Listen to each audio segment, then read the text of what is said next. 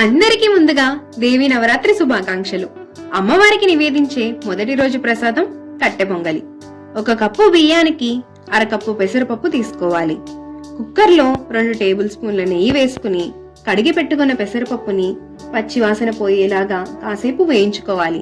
అందులోకి కడిగి పెట్టుకున్న బియ్యాన్ని వేసి కప్పు బియ్యానికి 4 కప్పులు నీళ్లు పోసి రుచికి సరిపడా ఉప్పు వేసుకోవాలి. చిన్న మంట మీద 4 విజిల్స్ రానివ్వాలి. ఉడికిన మిశ్రమం మెత్తగా జారుగా ఉండేలాగా చూసుకోవాలి. ఇప్పుడు తాలింపు కోసం 1/2 కప్పు నెయ్యి తీసుకొని ఇందులోకి నెయ్యి ఎక్కువగా వేసుకుంటేనే ఫ్లేవర్ చాలా బాగుంటుందండి. నేతిలో అల్లం, పచ్చిమిర్చి చీలికలు, జీలకర్ర, మిరియాలు, కరివేపాకు, జీడిపప్పు బాగా వేయించుకొని ఉడికించుకున్న పొంగలిలోకి వేసుకొని కలుపుకోవాలి. ఇప్పుడు అమ్మవారికి ఎంతో ఇష్టమైన కట్టె పొంగలి సిద్ధమైనట్లే. రెండవ రోజు ప్రసాదం పులిహోర. ఇప్పుడు ముందుగా చింతపండును వేడి నీళ్లు పోసి నానబెట్టుకోవాలి. జల్లెడ సహాయంతో పెచ్చులు లేకుండా పులుసును తీసుకోవాలి. ఇప్పుడు ఒక గిన్నెలో 2 టేబుల్ స్పూన్ల నూనెను తీసుకొని ఆవాలు, శనగపప్పు, అల్లం ముక్కలు, ఎండుమిర్చి, పచ్చిమిర్చి చీలికలు, కరివేపాకు వేసి అంతా బాగా వేగాక తీసుకున్న గుజ్జును వేసి కొద్దిగా ఉప్పు అలానే పసుపు వేసి పులుసు చిక్కబడుతుంది అనగా కొద్దిగా బెల్లం తురుమును వేసి బాగా కలుపుకొని దించేసుకోవడమే. ఇప్పుడు అన్నాన్ని ఒక వెడల్పాటి డిప్పలో కానీ పళ్ళెంలో కానీ వేసి బాగా ఆరనిచ్చి 2 టేబుల్ స్పూన్లు పచ్చి నూనె, కరివేపాకు, పసుపు అలానే ఆవు పిండిని వేసి బాగా కలుపుకొని చింతపండు గుజ్జును వేసి కలిపి కాసేపు పక్కన ఉంచాలి. అలా పక్కన పెడితే అన్నం మగ్గి పొడి పొడిగా వస్తుంది.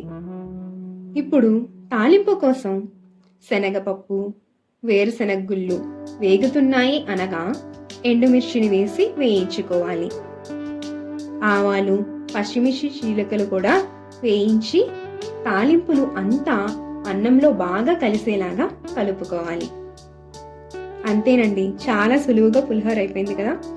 దీన్ని గంట తర్వాత సర్వ్ చేసుకుంటే ఫ్లేవర్స్ అన్నీ పట్టి చాలా కమ్మగా ఉంటుంది.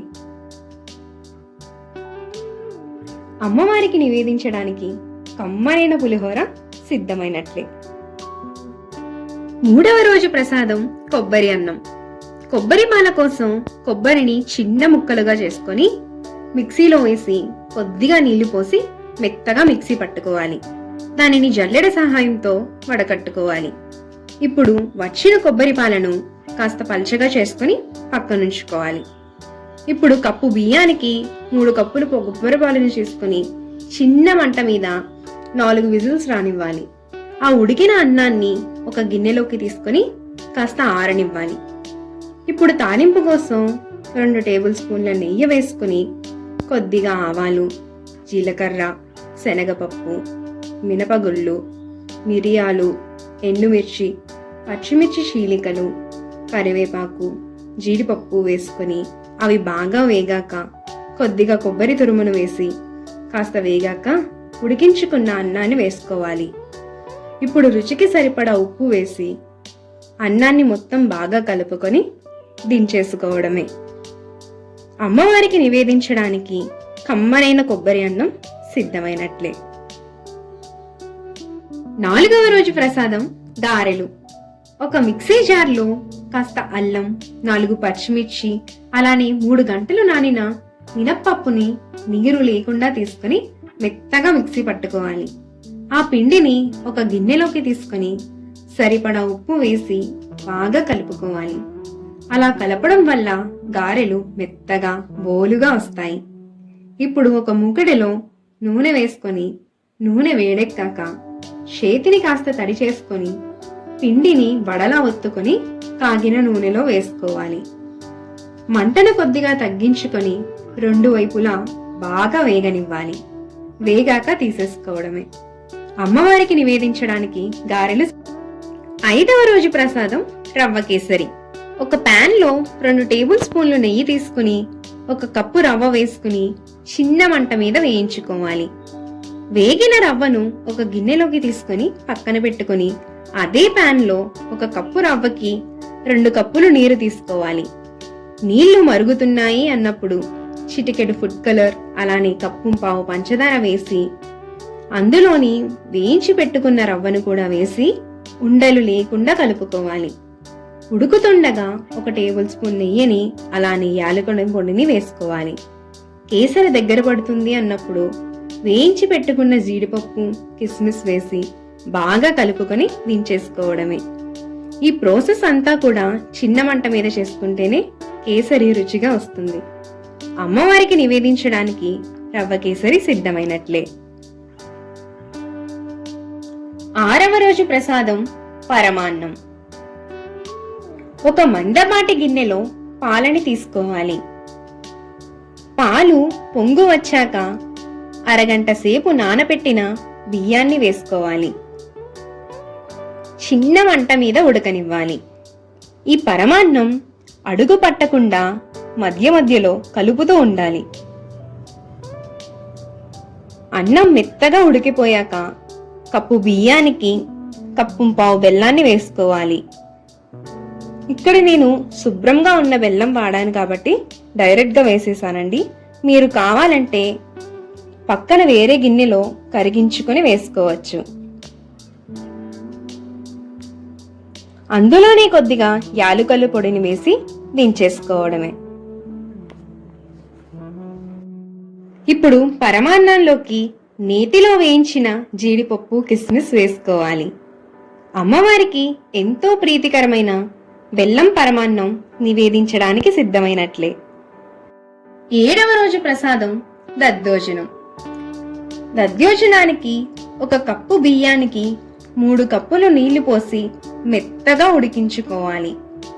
ఉడికిన అన్నాన్ని ఒక గరిటె సహాయంతో మెత్తగా మెదుపుకొని కాసి చల్లార్చిన పాలు 2 కప్పులు తీసుకుని కొద్ది కొద్దిగా పోసుకుంటూ కలుపుకోవాలి. అందులోనే 1 కప్పు పెరుగు వేసి కలుపుకోవాలి. పెరుగు కంటే పాలు ఎక్కువ వేయడం వల్ల దద్దోజనం తొందరగా పులుపు రాకుండా ఉంటుంది. అన్నంలోకి సరిపడా ఉప్పు వేసి పక్కన ఉంచుకోవాలి. ఇప్పుడు తాలింపు కోసం ఒక గిన్నెలో 2 టేబుల్ స్పూన్ల నెయ్యిని తీసుకుని ఆవాలు, జీలకర్ర, మినప్పప్పు, శనగపప్పు, కొద్దిగా మిరియాలు, ఎండిమిర్చి, కరివేపాకు వేసుకుని బాగా వేగాక కలిపి పెట్టుకున్న మిశ్రమంలో వేసి కలుపుకోవాలి.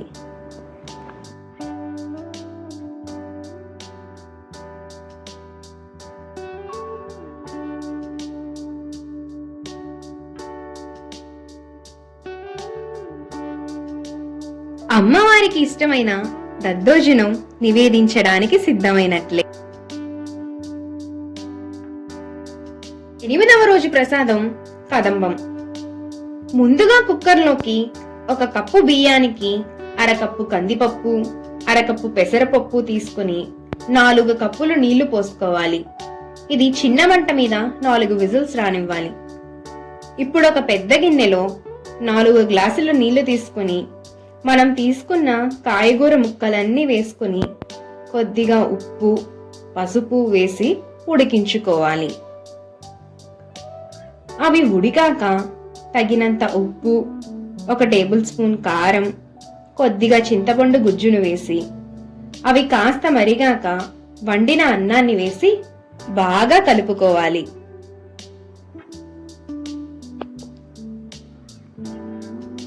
ఈ మిశ్రమం ఉడుకుతుండగా 2 టేబుల్ స్పూన్ల సాంబార్ పౌడర్ను వేసుకోవాలి. దించే ముందు కొద్దిగా బెల్లం తురుమును వేసి దించేసుకోవడమే. అమ్మవారికి పెట్టే నైవేద్యం కనుక ఇందులో ఉల్లి, వెల్లుల్లి వాడకూడదు. ఇప్పుడు తాలింపు కోసం ఒక గిన్నెలో 4 టేబుల్ స్పూన్ల నూనెను తీసుకుని ఆవాలు, జీలకర్ర, ఎండుమిర్చి, కరివేపాకు వేసుకుని బాగా వేగాక వండిన మిశ్రమంలో వేసి కలుపుకోవాలి. అమ్మవారికి నివేదించడానికి కదంబం సిద్ధమైనట్లే. 9వ రోజు ప్రసాదం చక్కెర పొంగలి. చక్కెర పొంగలి కోసం కప్పు బియ్యానికి అరకప్పు పెసరపప్పు తీసుకోవాలి. పెసరపప్పును ఎర్రగా వేయించి తీసుకోవాలి. వేయించిన పెసరపప్పు బియ్యాన్ని బాగా కడిగి కప్పు బియ్యానికి 4 కప్పుల నీళ్లు వేసి చిన్న మంట మీద మెత్తగా ఉడికించుకోవాలి. ఇప్పుడు ఉడికిన అన్నంలో కప్పున్నర బెల్లం వేసుకుని అన్నానికి బాగా పట్టేలాగా కలుపుకోవాలి.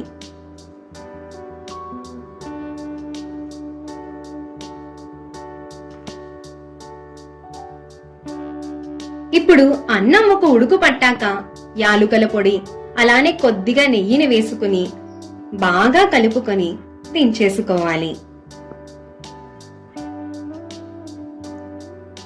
ఒక గిన్నెలో 4 టేబుల్ స్పూన్ల నెయ్యిని తీసుకుని జీడిపప్పు అలానే కిస్మిస్ వేసుకుని బాగా వేయించుకోవాలి.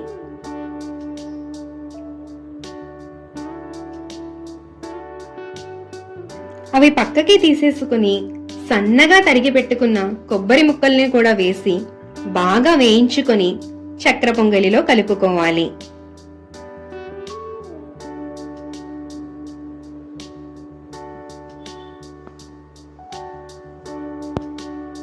అమ్మవారికి ఎంతో ఇష్టమైన చక్కెర పొంగలి నివేదించడానికి సిద్ధమైనట్లే.